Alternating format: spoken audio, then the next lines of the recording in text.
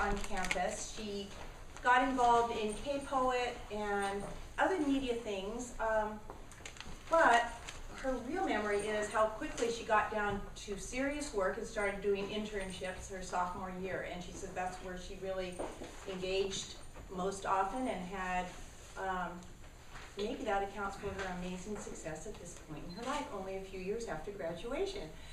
But she does remember that she loved everything here at Whittier College and enjoyed it, but was not a party girl. So, good stuff. Now, would you like to share with us how that all turned out to be a happy ending at this point? Like kind of from the beginning to, I mean, from graduation or? Right. When I started interning at EMI Music Publishing, it was a great opportunity I got through Dr. Cook, who was a professor here in music, and I told him early on I want to work in music publishing, and so happened he knew somebody. I contacted that person over there, referred me to another person in the office, and it was like magic. It was like, sure, when do you want to come in? I'm like, you want to look at my resume or something, or kind of know who I am? And he's like, no, you sound like a really cool kid. But I sent him my resume, and we scheduled a time for me to come in, and I started interning there for about 3 months. They hired me on, they gave me a part-time paid position, which was basically interning, but office assistant, helping everything out in the department. And it was the film soundtrack department, so I learned a lot about what goes on in the film world, basically in terms of music. Director or music supervisor wants a song, they contact us because they say, hey, we want Somewhere Over the Rainbow for this commercial. And I got to see how that goes from the negotiations to seeing it on the TV. Flash forward a little bit, about a year and a half after that, I got a second opportunity quickly after working for the Producers Lab as a songwriter. And songwriting has always been my passion, and that's been my true love. I got into the music industry really to kind of get my foot in the door that way. So with that person who was running the company, Richard Wolf, he became a mentor of mine. And he saw my potential, and he said, do you want to intern for my company? I'm going to teach you how to be a producer. I'm going to teach you how to write commercial music. I was already writing pretty commercial music as it is, but I wasn't producing at the level that people would want to buy or license my songs for film and TV. It had to be broadcast quality. So it took me under his wing for about a year and a half. And while I got some good money and it was all fine and dandy, I needed a job with benefits and full time. And so one of my old supervisors at EMI Music Publishing sent me a lead because I kept in touch with him all these years. And he said there's a job opening at Love Music in the creative department. At first it was just an assistant position. Went in, met with them. They really liked me. They hired me the next day. And it's been that way ever since. I've been working there now for about over 2 years, maybe 2 years and a couple months.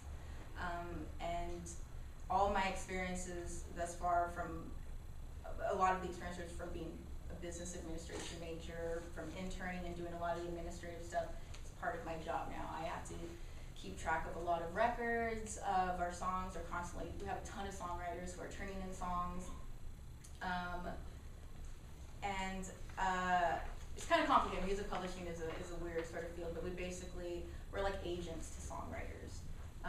We are also like a real estate company. We control copyrights. We own copyrights, or we temporarily just administer them for a certain period of time. So a lot of my job is to make sure that people are collecting money, that people are that our people are collecting money from various channels, TV, film, movies, that we're exploiting. A lot of my job in the creative department is to exploit the songs, making sure that artists know that our songs exist out there so they can cut it on their album. We have a film and TV department that pitches to the film and TV commercials, advertising, video games. So that's kind of been my journey. I wasn't a party girl. I wish I got to have a little bit more fun in college. I definitely had some fun, but I was so focused on my internship that's kind of one reason why I advanced so fast, because I started working early on, and that's kind of where my journey's been. But, yeah. Thank you. Diana. Well, Diana also had nice memories of Whittier College, and she was involved in 2 different societies. Not so much of a party girl either. Oh, she's I'll not let okay. you. Okay. I don't know what I can and cannot. Well, if you were on the swim team, which you were, that meant you had to get up awfully early in the morning and get into a cold pool. So you had to be pretty sober, right, to do that, otherwise you'd drown. So I don't know how often I made it to practice. Well, would you like to now tell us how your education and your activities led to your success? Yeah. While I was also on a music scholarship, and I had no idea. I thought I wanted to be a doctor, and I took a few classes in chemistry and biology, and realized that that's not what I wanted to do. So then I was like, what do I do? And I was very involved in student body. I was very involved in the society. I was very involved in in all of that scene. But I've always been a personal person. Just loved people and loved working with people and loved helping people. So I decided to go into social work. So I ended up, my degree was, I got a degree in social work.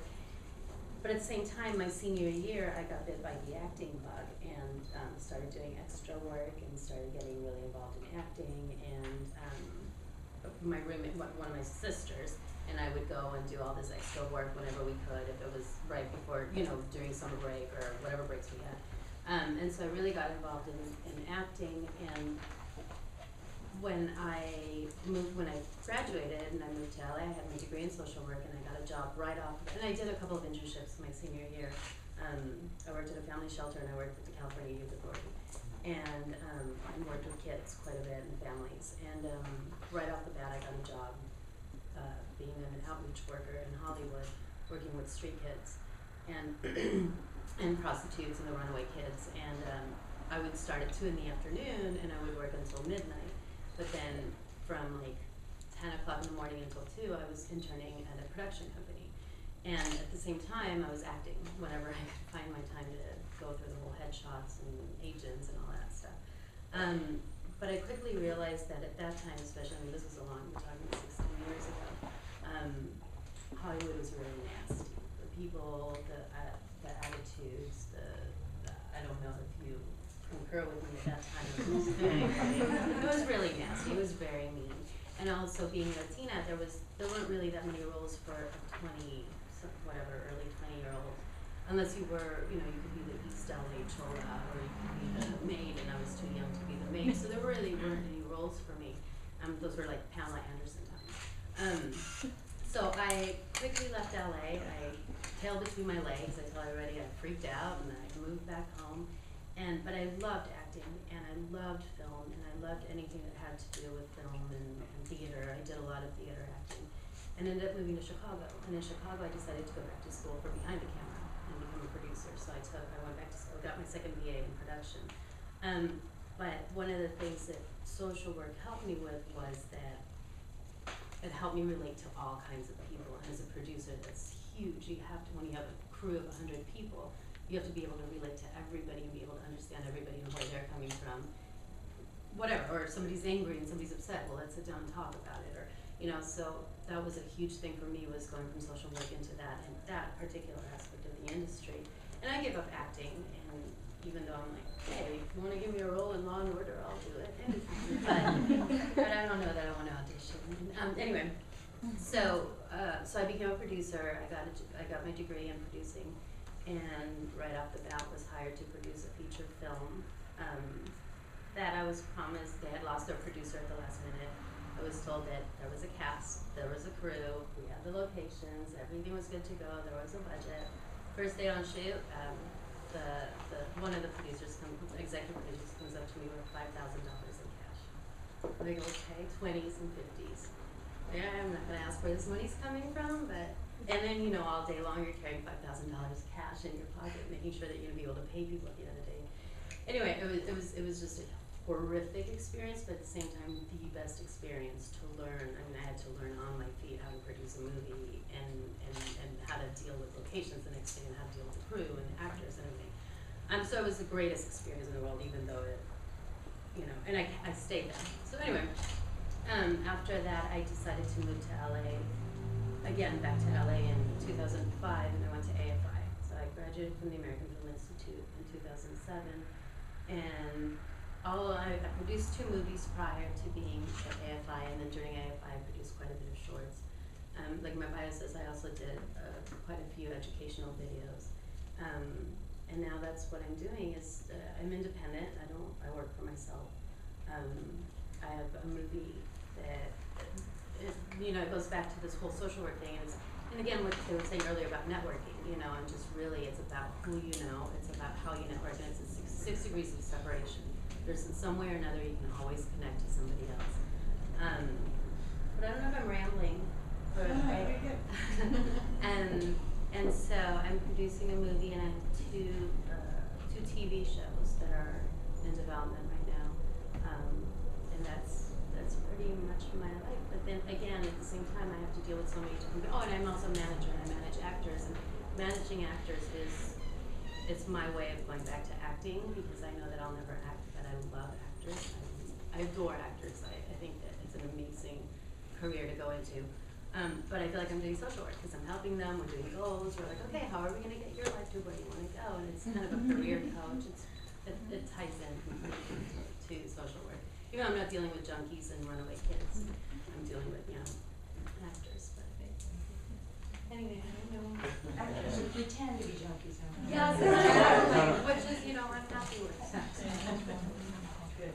And maybe what we'll revisit just a little bit too for each of you is just to think about what a typical day is like for you, or if you don't have a typical day, then a typical week or something like that. Because I think that even saying you're a producer, for some of us that's an extremely vague idea of what a producer actually does. Okay, Rachel Jacobson. All right, Rachel worked at a store that when I first came to Whittier, and maybe some of you have noticed too, it's called Holiday Video, and it's up a few blocks on Philadelphia all the way down, and it looks really sketchy, and some people, all high school students think it's a porn shop in there, and I do porn videos, but they actually just do vacation videos. They're like education. Yes. Like if you go to Yellowstone and you want to buy video about Yellowstone, they're the ones who produce it. So she worked there when she was an undergrad, and we've had some other people that actually just a tip. If you get a job there, she's not the only one, but I know that actually it looks really good on your resume and it goes on to help in your career later. But she also was involved in K-Poet, even though those two didn't know each other, and they were both working at K-Poet at slightly different times. And she said that she did anything that Danny Lozano told her to do.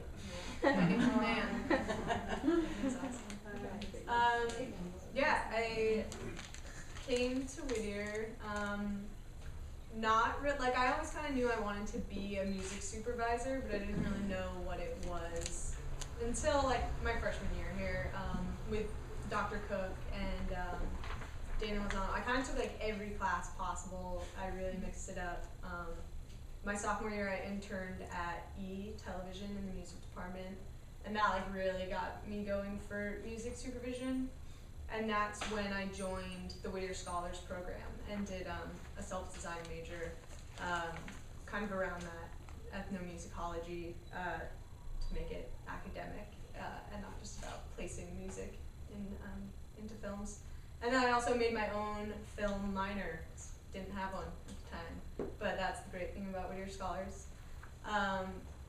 So then graduating, I was still working at Finley Holiday over the summer, but I knew I wanted to, get into stuff, move to LA.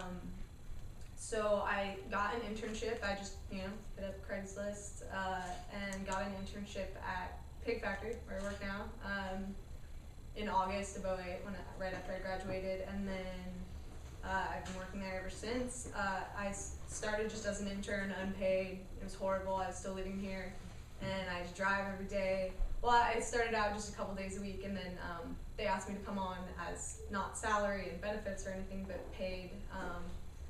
So I finally moved to LA, and I was still just interning, doing everything. You just kind of get, it's an independent company, it's really small. There's about 6 of us. And so you kind of have to wear a lot of hats, do a lot of different things, and I was thrown into a lot of stuff. We do, similar to Bug, we're a much smaller scale, but we do mainly licensing and then publishing administration, so we collect royalties around the world. And so it was kind of just, I was doing the job because I was in the industry, I was meeting people, but I still want to go to music supervision. We kind of are music sellers and music supervisors are the buyers. And yeah, I feel like the number one thing that I've gotten from Whittier is communication skills and writing skills, which you use every day.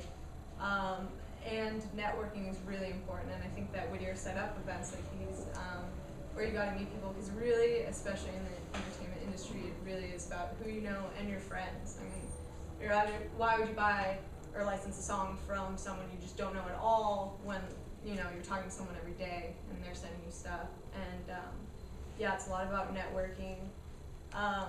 Right now, I do royalty and copyright administration, so there's people in the creative department who are selling the music to the supervisors, sending out all our artists that we represent, and then I have to take care of things. Yeah, there's royalty societies that collect money for writers and publishers, and so I have to kind of be the liaison between those, and I have to register the songs and track royalties, and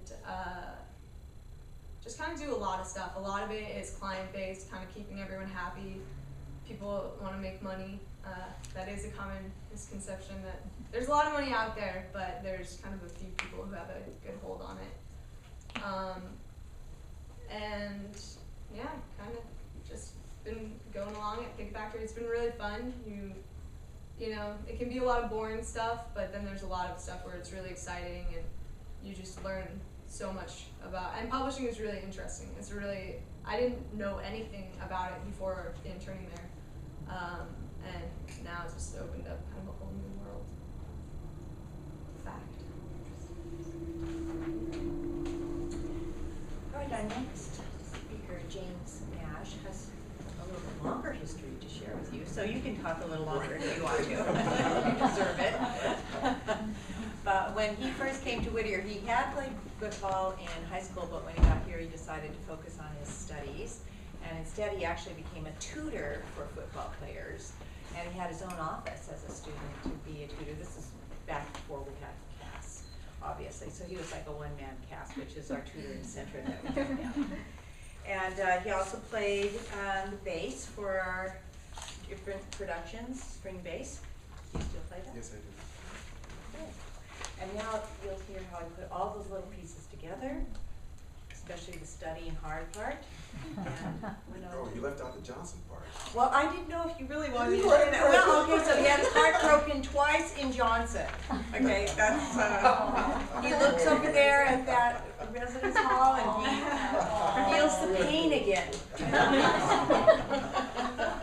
Well, that was the complete Whittier College experience that I'm sure many of you will have. But I have to start. You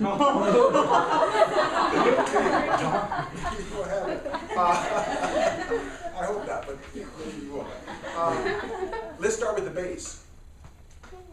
Because let's start with the bass. That is my soul. That is what keeps me focused. At 8 years old, I started the cello. At 13 years old, I started the bass. Classical, jazz, anything, whatever. That was I never wanted to be a professional musician. On the way to high school, I found out something they called me Bullet because I could run fast. I was a very fast sprinter, and I also played football in high school, and I became a all-Catholic football player, Catholic All-American, and I was recruited by quite a few schools to play football. But something happened on the way to the scholarship. I broke my thumb. I had to make a decision that 4 months that it took my finger to heal, something was lost. It was my music. So I made a decision that football was a good thing at the time, but it was going to have to go because of my interest with music. So I gave up football. Now, a lot of you will go through different changes in life. That was my major change. So the guys who said, God, you were so fast, you caught all the balls, you got the touchdowns, why did you give up football? And I just said, for music, because music was my passion. And a lot of you might have those experiences, not only now, but throughout your life, where you have to make some decisions on how you want to take your life forward. So what happened, I got here, Coach Godfrey was here, he was trying to get me to come out. I said, Coach, I'm not playing football anymore, I'm gonna stay with my music. I got involved in everything that I could on this campus. I was international relations, government majored. And back in 1967 to 1972, 73, Whittier College was a strong activist campus, because at the time there was a lot of student discussion about who do we want to become, who were we then, who do we want to become. So there was a lot of activity, the library was packed at night. There was a lot of discussions like this, so people were preparing themselves for the future. I even meet people now. They said, James, you're the guy who used to sit at the front of the library, because I would check you in. They remember that. I was the guy who checked you in, even after all these years. It was, hey, yeah, you were at the, oh, you was always at the library. Well, it was my time. It was my era. Like, this is your time, this is your era. And at that time, there was a lot of discussion about the world, where we're gonna go, what we wanted to do, freedom. Young ladies on this campus were making a push for inclusion, which you now see today. So there was a lot of that going on. I spent my last semester in Copenhagen on the Whittier College program. And while I was there, of course, we got a chance to travel. And I remember I stayed in Copenhagen after the first semester. And I got a call from my mother in April. She said, are you coming home for graduation? I said, well, what are you talking about? You're supposed to graduate. And I had finished my courses, so of course I got on the plane, came home. And of course, as you all will find out, graduation, the diploma is for you, but the satisfaction is for whom? So I came home. I finished, I went to Claremont Graduate School in government. After Claremont Graduate School, I taught biology, now biology, in high school for 1 year. Well, I wanted to be a dentist, so I took all of my chemistry and biology courses. I had everything ready to go. So I was prepared for whatever the world was going to take me, okay? But after Copenhagen, I realized I was more interested in the world and people, and I must say this, I was an adequate writer. I did good papers, and they were always, James, you can do a little bit better here, whatever. So after college, I studied writing, I studied reading, everything that I could get my hands on. I taught biology for a year, and at that point I said, what am I going to do? Either I'm going to go to dental school. So I came back to Whittier and talked to one of my professors. He said, oh, by the way, there's someone they're looking for, there's a job opening at NBC. Maybe you might want to do that while you're trying to figure out what you want to do. So I called the NBC guy. He said, no, we just filled that position. But I know a guy at CBS. His name was Mr. Boxer. That's who you know, remember? Yeah. You know. So he gave a call, and I went to see Mr. Boxer, and guess what? The job was there. There was 2 job openings. It was in the mail room. Now you're laughing, okay, because I'm going, wait a minute. So of course, I'm talking to Mr. Boxer. I said, listen, I've been to Denmark. I was an AB student. I've got graduate degrees. He said, Mr. Nash, not James, Mr. Nash, come over here. He opened up his drawer. He said, I have about 300 resumes here, and all of them are a master's degree. All they have to do is pick one out, and they will be here tomorrow for this job. He said to me, I am doing this as a favor of this buddy at NBC. What do you think? I said, take it. I'll take it. I'll take it. Of course, I was making $125 a week. And of course, TV side, radio side. Luckily for me, the TV side was leaving. So he said, what you have to do, James, come in with a tie. I said, with a tie? What do you mean a tie? Now remember, college, you know, this is not a funeral, this is not a wedding. He said, no, you have to wear a tie. So I went to the Thrifties and bought a couple of those clip-on ties. And I have to explain this to you, but please listen to this part here. I walked in, and there was a cart that said TV on it. Now I'm thinking, shit, I got a master's degree. I'm gonna run out here delivering mail. I was a little, wait a minute, you know.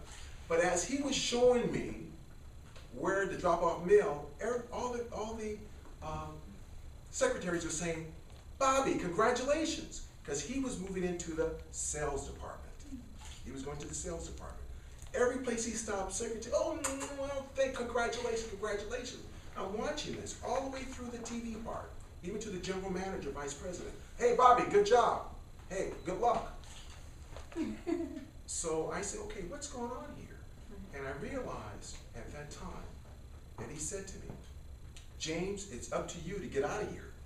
I said, well, how did you get out of here? He said, the first week I was here, I gave everybody a resume. I gave them their mail, and I gave them my resume. With one hand, mail one hand, resume the other. I said, oh. So I thought about it, and I called up a young lady that I was seeing at the time. I said, how do you put together a resume? Take me out to dinner. So we put together my resume, and of course, here I am, delivering mail. But the other thing he told me, he said, James, your biggest supporters will be the secretaries. Be nice to the secretaries. On Secretary's Day, make sure you do something. And I said, why is that? He said, because all jobs come through the secretary. They know when the jobs are coming through in the various departments. I said, okay. So of course I did everything that he said. Hello, how you doing? My name is, what's your name? When I left, I put their name down. So the next day, before I got to them, it's okay. Hey Cheryl, how are you doing today? Oh, I'm doing okay. What's your name? James, you know. And of course got the other office. This is Barbara. Hello, Barbara, how are you doing today? Oh, okay. So I got into that. Now, when I got to the news department, same thing, news director, general manager. Now, I was the only guy who could walk right into the vice president general manager's office with a package. I didn't have to stop at the secretary, because if something was urgent, you walk right, he said, James, just walk right through. If I'm on the phone, just drop it, whatever. So guess what I did? I walked with one day, and I kind of walked a little slow. So when I got there, I said, Russ, here's the mail, and here's my resume. Take a look at it. I'll talk to you later, and walked out. I did the same thing with the news director, sales director. I didn't know what I wanted to do. But I found out that Whittier prepared me for a couple things. How to concentrate, how to write, how to think, and how to put things together and come to some conclusion and get a result. Does that sound familiar? Mm-hmm. It's called term paper, right? It's called a term, is that all right? It's called a term paper. So one day in the news department, this guy named Al Greenstein, he said, James. I said, yeah. He said, what do you want to do? I said, well, okay, think real quick. I'm in the news department. I want to write. He said, oh, okay. He said, come by. Every day I'm going to leave the script over on my desk. Just come and pick it up. I said, it's going to be okay. He said, don't worry, it's on my desk. Just take the script and study it. So I would come by and go by and walk and pick it up. No one paid any attention to me. So I took him home and started looking at it and realized, boy, this is real simple. I can do this. So 3 months in, I took the writer's test. I didn't make it because there were certain things I didn't know. I didn't know how to do the film part. Because you remember, at that time, there was no such things as a TV department on the college campuses. We didn't have it. It was only journalism, but no TV department. So I had to go around to the editor and say, listen, show me what am I supposed to do, how to write this stuff. So I took a quick course of about 2 weeks on how to edit film, not tape, but film. So I came back and did it. In my 6th month of delivering mail, I took the test, and the news director walked into the mailroom one day and said, James, give your notice to Mr. Botts. I said, why? Am I fired? Just that quick. I said, wait,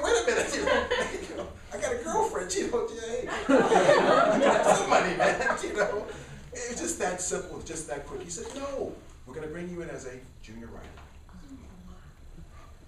So I went upstairs and said, Mr. Boxer, news director said, I already know.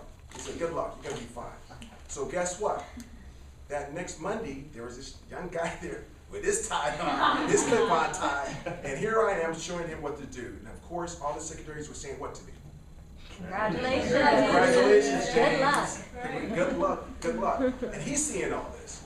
And of course, I'm kind of cocky. I said, pay attention to this, okay? Pay attention to this. And of course, I passed on the same information on. And within, I did the noontime news, which was a 3-minute broadcast. I came in and I worked with a lady and I got a week's training. The second week, I was actually writing a 3-minute broadcast for the noontime news. That's how, just that quick. And of course, one thing led to another. I started realizing I went from $100, $25 a week, to $400 a week. Oh, yes. Everybody called my girlfriend and said, hey, we can eat steak tonight. But what happens with this is this, that you realize that there's certain processes that happen. There's certain relationships that develop. And as a young man who had all these degrees, but no what? Experience. No experience. I knew I was on top of the world, but I didn't realize I was on the bottom part of the world, trying to make my way up. So I got a chance to do the writing. I worked on some specials, but I realized there was something that kind of caught my eye. It was the director. He seemed like he was the guy who was in charge. He was in the booth, take 1, take 2, take 3. Da, da, da. Hey, you can't do that. So, oh, I like that guy. Yeah, a lot of respect for this guy. And of course, I did some inquiring about it, and I found out how much they made. And I went, I want that job. Yeah, I wanted to make Money. That's what these folks are talking about. I wanted to make sure I could move up with my skill level. So it's a director's guild job, director's guild in the union. I realized that there was no training program. So I got to know the stage managers, they knew me, the assistant directors. So I went to a guy named Hal Barker, he was an older man, he was about 60 at the time. I said, Hal, I want to be a director. How can I do this? He said, you have to start as a stage manager. He said, well, come in with me, after you finish, come in with me on the show, and I'll put you on a headset. So I did that, and I learned the job on my own time. I would go in, but guess what? He told me, James, keep a journal of all the time spent with me. I would put the date down, what shows, and how would initial. Remember those secretaries? Well, I went around to the production secretary. Hey, Susie, how you doing? Oh, James, how's it going? I want to become a director. She said, you do? I said, yeah, I think that's what I want to do. I said, just keep an eye out for me. She said, anything for you, James. I said, okay, Susie, see you later. Well, about 7 months later, she called me and said, James, let's have lunch. I said, okay, we had lunch. She said, there's a job coming up. It's going to be tired. I said, yeah. So I went to the head of that department, the Vice President Arnold Brunston, and I said, Arnold, can I come see you one day? He said, yeah, come in tomorrow. And I said, Arnold, I want to be a director. I know I have to become a stage manager. And I said, and here's my log. He said, what is this? This is my time, on my own time, to learn how to do the stage manager's job. Because I'm really not, remember, this is the sell part, because I know this is the beginning of where I want to go. I have to go through this first. And I said to him, I don't have any uncles or cousins in this business. So I know I'm going to have to start somewhere to get to where I want to go. He said, you've done all this time? I said, yes, as you see, it's initialed. He said, yeah. He said, I'll get back to you. About 3 months later, I got a call. Arnold said, James, come up to my office. And I went upstairs. The guy I had been working with, he was sitting there. The production manager was sitting there. And he said, he asked me, what do you think about this guy? He said, he can do the job. He's gonna be good. He'll be one of our better. And I'm going, oh my God. And he said, James, we want to offer you the job. It's going to start such and such. You're going to have to join the guild. And this is what the pay is going to be. He gave me a letter. And of course, inside I'm going like, oh, I can't believe this. But I was really cool. I said, oh, yeah, okay. Well, I became a stage manager. And of course, stage manager to assistant director, which is in the booth, because you remember when you're a stage manager, you're running everything. And see, I'm that type of guy. I like to run things. You know, you find out those type of things, your personality, you know. I can scream, excuse me, quiet on the stage. I mean, you too, quiet, you know. And stand by, here we go, stand by tuning and whatever. You're working with the anchors, and you're working with talent, you're doing all the stage activities, you're working with stage hands. You're in charge of about 40 people on this stage, making sure things are done. And it's all live shows and tape shows. And of course, guess what I did again? I went upstairs on my own time to learn the man who was talking to me in my ear, the assistant director. I went upstairs on my free time, Saturdays and Sundays. I would sit there and listen, watching what he was doing. So when that job opened up, guess what? I got that job. And everything as assistant director, about 5 years for my apprenticeship. And Bobby Fry, who's going to retire, he said, James, you want to be a director? I said, Bobby, I want to be just like you, Bobby. Oh, you love that. Oh, just like you. So he went in and he told Arnold again, James is the best guy for this thing. I think give him a try. Well, what they did, and I'm not quite sure how to take this, even to this day. Remember, you know Connie Chung? Yes. Okay, Connie Chung was our anchor. And I got called up, and the production manager said, it was Wednesday, he said, Saturday you're directing the weekend show with Connie Chung. I went, what? He said, you're directing, you want to direct, don't you? I said, yeah. I said, you're directing the weekend show. I said, okay. And I remember going, oh my God, what have I got myself into? Live show. I know I could do it, but I had never sat in that seat. I was going to, my first try was going to be on the air, moving over. And of course, when you move over a chair, it's a whole completely different thing going on. But I had been training at home. I would take my script, and I would kind of like directing. I would sit there at home and go, okay, take one, take three, take two, stand by the roll. I would go through the practice. I've been doing that ever since I was assistant director. I would take the script home and practice on my table. Take one, take two, take three, learn the tables, move camera forward, move over here to the board, take this out, da-da-da, change the film train, da-da-da-da. So I had all the lingo down, but never had a chance to do experience. Well, Connie Chung came up to me on Friday. She said, oh, I hear you're directing the show tomorrow. I'm going, yes. Yes. You know, and I can't tell you what she said to me, but it wasn't very polite. meaning that it's my face you're going to be in charge of, and you better not, because it's me. You're representing. You're in control of what? My face on the air. So don't make me look bad or foolish or ridiculous. And she walked away from me. And I wanted to jump up and say, I quit. I quit. Wait, I can't. Well, of course, that day, now here we go again. Here we go again. Am I running too much time? Well, we have to get a little faster. Okay, real quick. Okay, I'm sorry. Here we go again. I got on headset. Assistant director's counting down 5, 4, 3, 2, 1. I go into this mode. I'm in the zone. Da da da da da. Before I know it, we're rolling credits. We're off the air, and everyone said, "James, congratulations." Well, that's how I got started. I've been at CBS 37 years. I've done a little bit of everything. Do I regret not playing football? Yeah, sometimes, you know, but no. Do I regret not being a dentist? I realize now that me and Bled would have gotten along. I'm happy with what I'm doing. I'm getting ready to retire probably within 2 years. But I just want to leave this with you. This institution prepared me for the 37 years that I spent at CBS. Okay, that's all I have to say. Thank you.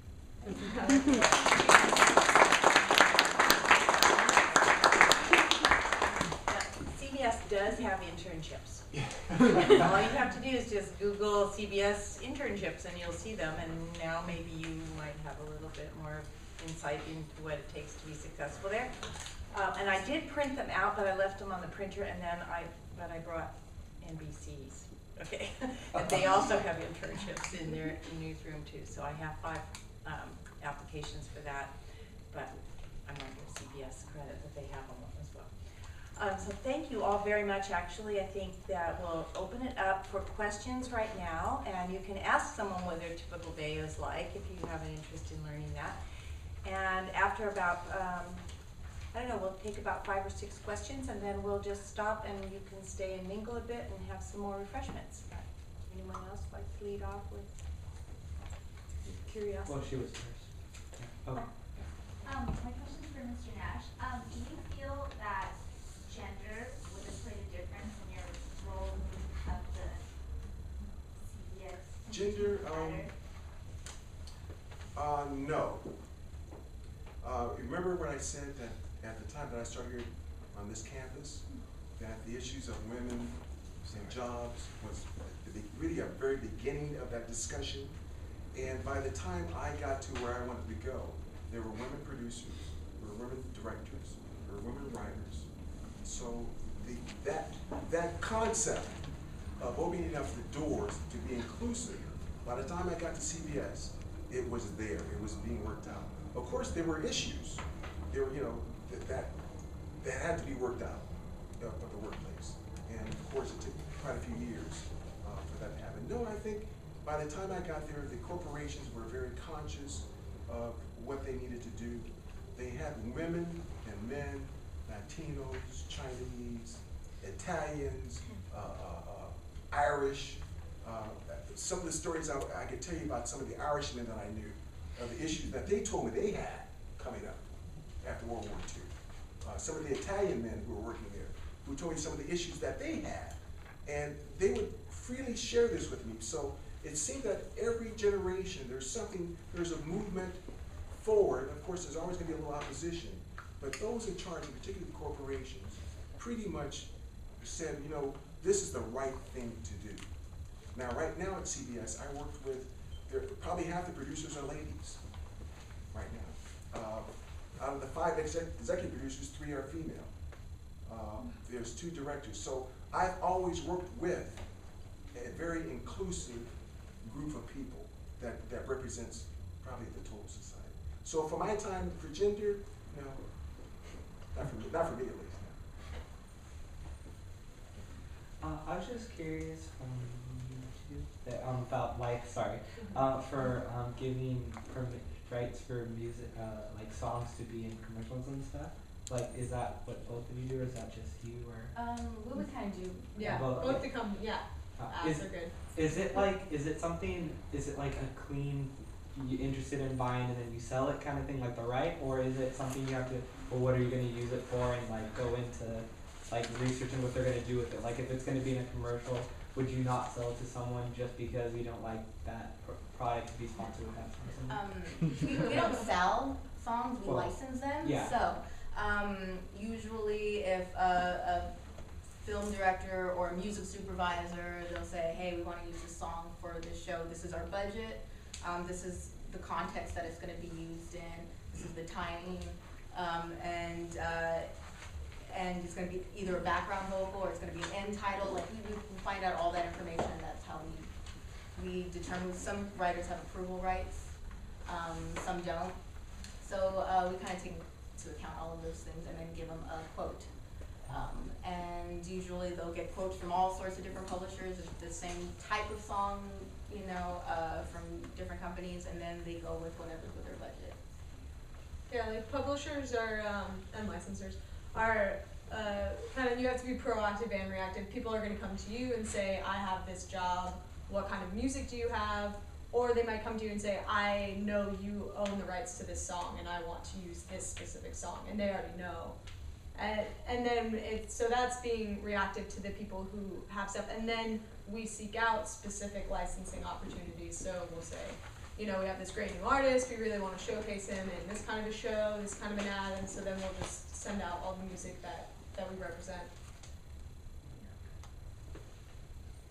For all four of you, you all seem like you were pretty focused and clear on at least something you were interested in at a fairly young age, freshman years, sophomore year maybe. What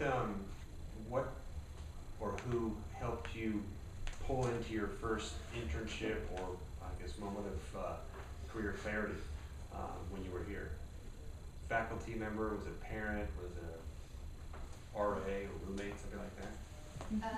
For me, I was born into a music industry family. All my families are either musicians or at one time were songwriters or engineers. Growing up from a very young age, my dad was like, "You want to work in music publishing. It's the only part of the industry that really makes money anymore," which is pretty much true. Labels hardly make anything, or if they do make anything, they're not paying the publishers our fair share. So my dad was my biggest mentor growing up. So by the time I was 7, and I'd always written songs since I was a kid. I wanted to be a songwriter, but I didn't quite know. I thought you had to be a performer.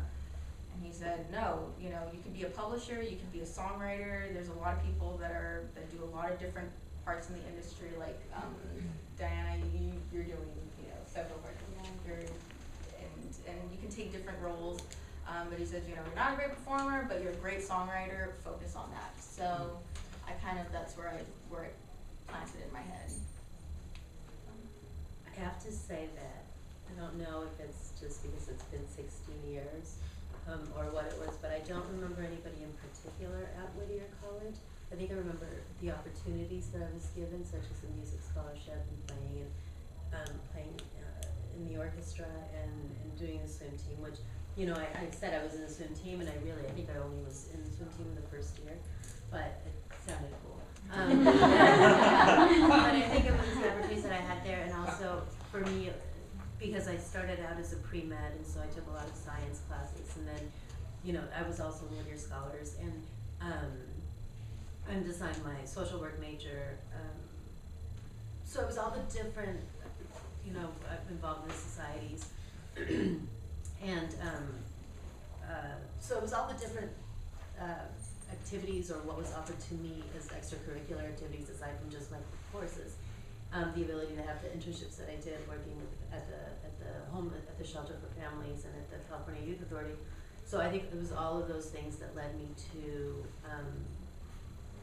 the belief that I could do whatever I set my mind to. And I think when I graduated, I knew that I liked social work quite a bit, and even going into social work, I think what got me away from social work is that it's very difficult, government-wise, and the bureaucracy of it all, and just to keep fighting for people that you can't get out of the system because the system doesn't let them get out, and that was very, very, very difficult for me. But I think aside from all of that was just that I was given so many choices while I was here, and I was able to, I graduated in time, but was able to see all of those things around me and be a part of all of that gave me that ability to be able to get out there and finally eventually figure out what it was that I wanted to do, because I didn't really know 100% what I wanted to do when I left. But I think ultimately that's the biggest thing, is to find your passion and what you're passionate about, and to try and get there. I don't know if that answers. Yeah. Yeah, I specifically, Dr. Cook and Daniel Lozano in the music department were really great, and just, you know, kept my interest up and just like my love of music. And then everyone in the Whittier College program, definitely, just to help kind of harness what I wanted to do with my degree. And yeah, so all the faculty is great here. Dean Harvey. Dean Harvey was an expert on city government. He spent a lot of time in Sacramento as a lobbyist. At the time, we didn't realize it then, but he was a lobbyist. He was an expert. He kind of turned me on to the process of government, process of international relations, understanding where we were going to go in the future. I remember hearing in one of the classes that in 1970, it was said in an international relations course that the sleeping giant is China. And there was really nothing to support that at the time. But his arguments were very clear about what was going to happen financially, develop-wise, and I can't remember the professor's name, but he was one of the signers of the League of Nations. He was teaching. I can't remember his name. he was 70 years old then, in 1970. And so we had a lot of distinguished professors here who would take their time to talk to you about that issue. Now, because of that gentleman, in my class, about 5 people went on to work in embassies in the United States government as attachés and or ambassadors from the schools. So, yeah, there were people who would take their time to talk with you. They would sit with us at lunchtime. You would have to invite them. They would just come by, hey, how you doing today? Do you guys think about this? It was Dean Harvey. He said, James, what do you think about going to Denmark? I said, for what? Because I didn't know they had a program. I said, I was, for what? Go to Denmark for what reason? Well, we have a program there. And of course, I was on scholarship at the time. He said, your scholarship will take care of it. All you have to do is get your plane fare from here to New York, and everything else is taken care of. I said, Dean, that's no brainer. Of course, where do I sign up? So it was that type of experience. I don't know if I would have had that at UCLA. Maybe somewhat at SC, but I don't think so at the time. SC was known as, if you had a C average, you can get in. So SC had a different relationship to its students than it has now. Matter of fact, it's come a long way under President Sample. He's done a great job with SC. So you can no longer say those things about SC that we said about it 30 years ago. But yeah, the professors here, I remember taking my constitutional law class at my professor's home about 6 blocks from here. And she put us around in a room like this, gave us the test, and time's up, collected them, then fed us a spaghetti dinner. So maybe I hope some of you are having that experience now. I hope you are. And if you're not taking advantage of it, because I'm sure there's professors who are doing that. I hope they are. But yeah, that was that type of atmosphere. That's what I loved about this place. Very personable. And if you had a problem with the grade, you can always go to your professor and say, hey, come on, let's talk. Let's debate this. I'm serious. Just debate this, You gave me an A-, I want an A. Come on, let's talk about it. What did you like about this paper? Then you would explain, this is what I meant by this, whatever. He said, oh, okay. I didn't think about that. I said, well, that's why I'm here. And he would change your grade.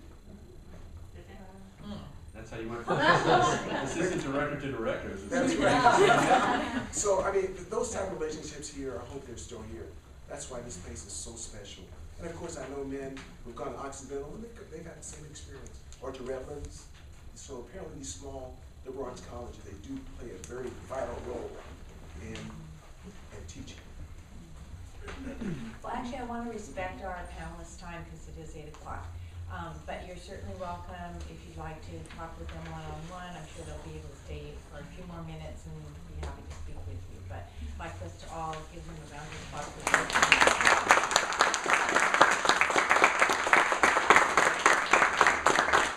Oh, we have some gifts today as well.